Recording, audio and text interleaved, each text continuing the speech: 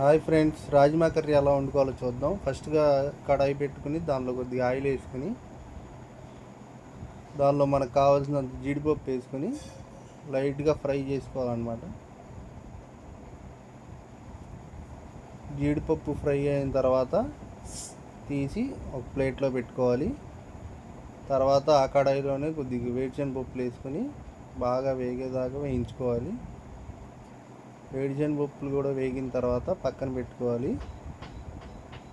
తర్వాత కొద్దిగా ఎండు కొబ్బరి ముక్కలు వేసి అవి కూడా బాగా వేయించుకోవాలి. అవి కూడా తీసి పక్కన పెట్టుకోవాలి.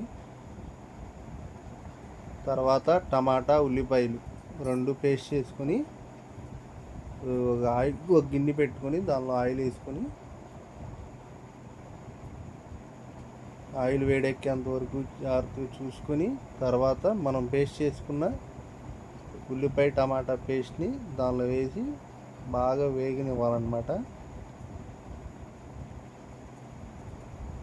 అవి వేగిన తర్వాత కొద్దిగా అల్లం వెల్లుల్లి పేస్ట్ వేసుకొని దానిలో బాగా మిక్స్ అయ్యేటట్టు కలుపుకొని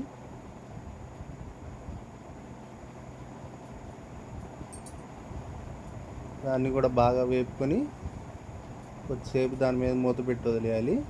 తర్వాత వేగిన తర్వాత మళ్ళీ మూత తీసేసి బాగా ఒకసారి కలుపుకొని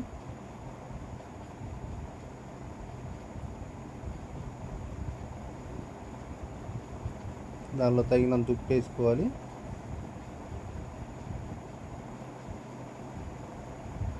వేసుకున్న తర్వాత దానికి సరిపడా కారం వేసుకుని బాగా మిక్స్ చేసుకోవాలన్నమాట. కారం కూడా దానిలో కలిసిపోయేటట్టు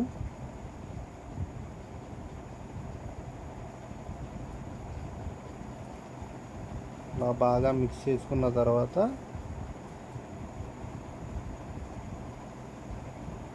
బాగా ఫ్రై అయిన తర్వాత ఆయిల్ పైకి కనబడుద్ది. తర్వాత కొద్దిగా ధనియాల పౌడర్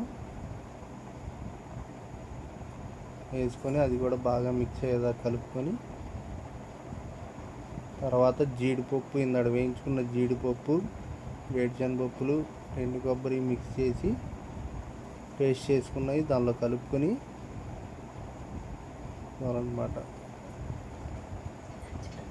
తర్వాత దానిలో రాజ్మా వేసుకుని బాగా మిక్స్ చేసుకొని రాజ్మా బాగా ఉడికేదాకా